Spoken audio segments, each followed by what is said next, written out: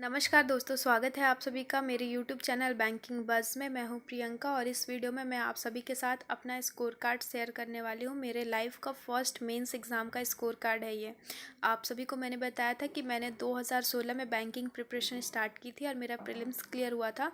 उसी का यह मेंस का स्कोर कार्ड है। प्रीलिम्स का स्कोर कार्ड अगर मुझे मिलता है तो मैं आप लोगों के साथ ज़रूर शेयर करूँगी, लेकिन ये मेंस का स्कोर कार्ड है। मैंने मेंस के एग्ज़ाम में क्या गलती की थी जिसकी वजह से मेरा एग्ज़ाम क्लियर नहीं हो पाया, या फिर आप ऐसा क्या करेंगे कि आपका एग्ज़ाम वन टाइम में ही क्लियर हो जाएगा। आप ये वीडियो देखकर इन बातों को जान सकते हैं। तो प्लीज़ वीडियो को पूरा एंड तक देखिएगा। अगर आप बैंकिंग प्रिपरेशन कर रहे हो तो ये वीडियो आपको काफ़ी हेल्प करेगी, मोटिवेशन देगी और साथ ही जो गलतियाँ मैंने की है उसका एक सबक देगी आप सभी को। तो प्लीज़ वीडियो को एंड तक देखिएगा। सबसे पहले तो मैं बता दूं, 2016 में जब मैंने बैंकिंग प्रिपरेशन स्टार्ट की थी तो मैंने पहला फॉर्म फिल किया था IBPS RRB क्लर्क का। IBPS RRB क्लर्क जब मैंने दिया था तो मेरा प्रीलिम्स वन टाइम में ही क्लियर हुआ था और फिर मैंने मेंस का एग्ज़ाम दिया था। ये मेंस का स्कोर कार्ड है। उस टाइम हमारी जो कास्ट है वो हम OBC में आते हैं, तो उस टाइम मुझे नॉलेज नहीं थी, इसलिए मैंने बिहार से OBC से अप्लाई किया था। एक्चुअली OBC सर्टिफिकेट बनाने के लिए कुछ डॉक्यूमेंट्स की ज़रूरत होती है, वो डॉक्यूमेंट मेरे पास सफिशिएंट नहीं है, इसलिए OBC का सर्टिफिकेट बन नहीं पा रहा है।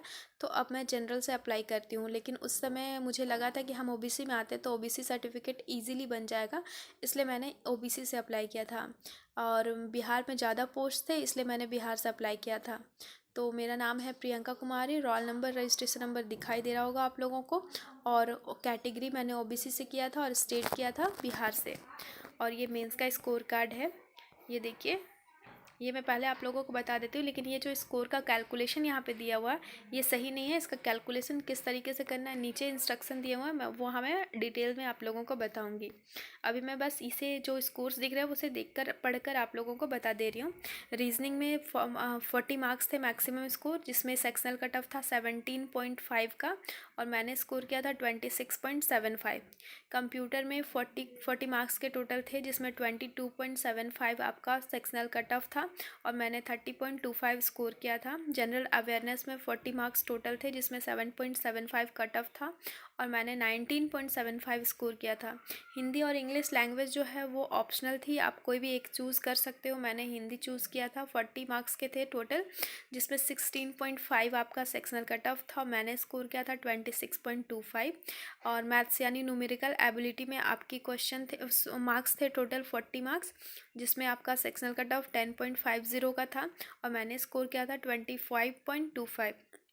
टोटल स्कोर था 200 का और मैंने स्कोर किया था 126.13। यहाँ पर कट ऑफ नहीं दिखा रहा है, स्टार मार्क है, बट मुझे कट ऑफ याद है, मैं आप लोगों को ज़रूर बताऊंगी।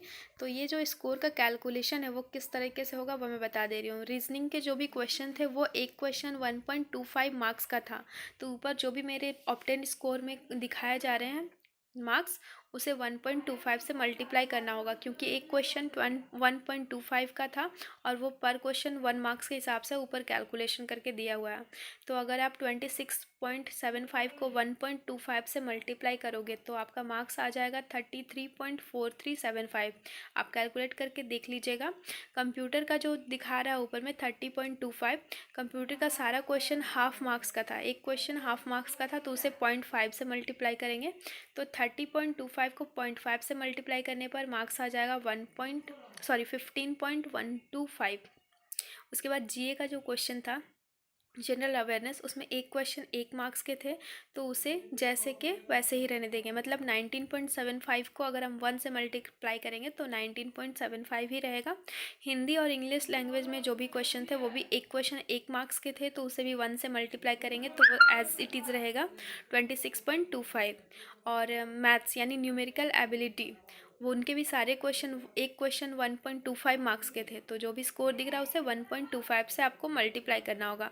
तो 25.25 को अगर हम 1.25 से मल्टीप्लाई करते हैं तो मार्क्स आ जाएंगे 31.5625। अगर इन सारे स्कोर्स का टोटल करते हैं तो मेरा मार्क्स आ रहा है 126.125, यानी लगभग 126.13। ठीक है, जो मार्क्स स्कोर दिखा रहा है आपको टोटल यही स्कोर आ रहा है। और उस समय जो कट ऑफ था OBC के लिए बिहार का, वो था 126.50 आई थिंक। मतलब मेरे जो मार्क्स चूक गए थे मैं आप लोगों को बता दे रही हूँ। लगभग 0.37 मार्क्स से, मतलब आधा नंबर से थोड़ा सा ज़्यादा, 0.37 मार्क्स से मेरे मेंस जो है वो चूक गए थे और मेरा जॉब नहीं हो पाया था। ये मेरी लाइफ का फर्स्ट एग्ज़ाम था जो मैंने कंपटीशन में दिया था, और मुझे इतनी खुशी हुई कि मेरा एक बार में ही एग्ज़ाम क्लियर हो गया है और मुझे अब कुछ करने की ज़रूरत नहीं है, मैंने एक बार में ही जॉब ले लिया। मुझे ऐसा फ़ील हो रहा था, क्योंकि जब आप एग्ज़ाम दे के आते हो तभी आपको पता चल जाता है कि आपका एग्ज़ाम कैसा गया है, आप उसे क्लियर कर सकते हो या नहीं कर सकते हो। जब मैंने प्री का एग्ज़ाम दिया था तो इसमें 80 क्वेश्चन थे, टोटल 40 क्वेश्चन रीजनिंग में, 40 मैथ्स में और 45 मिनट्स के। तो जब मैंने एग्ज़ाम दिया था तो उस समय मैंने 79 अटैम्प्ट किए थे और सारे एक्यूरेसी के साथ किए थे, 100% एक्यूरेसी थे मेरी। तो जब मैं एग्ज़ाम सेंटर से निकली मुझे बहुत खुशी हुई। मैंने कहा ये एग्ज़ाम क्लियर करने से मुझे तो अब भगवान भी नहीं रोक सकता। मुझे पहले से ही पता था मेरा प्रीलिम्स क्लियर हो जाएगा। मैं बहुत खुश थी, बहुत ज़्यादा खुश थी। और जब रिज़ल्ट आया तो मुझे 79 टोटल पूरे मार्क्स मिले थे, मेरा पूरा 100% एक्यूरेसी था।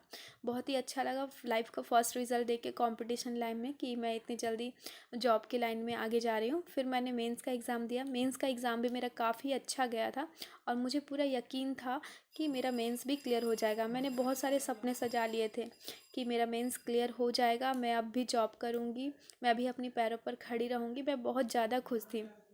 लेकिन जिस दिन रिज़ल्ट आया उस दिन मेरे पास एंड्रॉयड फ़ोन नहीं हुआ करता था, मैं मोबाइल पर रिज़ल्ट चेक नहीं कर पा रही थी। शाम के 7 बजते होंगे जब मुझे न्यूज़ मिली कि रिज़ल्ट आ गया है। तो मैं दौड़े दौड़े मार्केट गई, साइबर कैफ़े में, वहाँ मैंने चेक किया।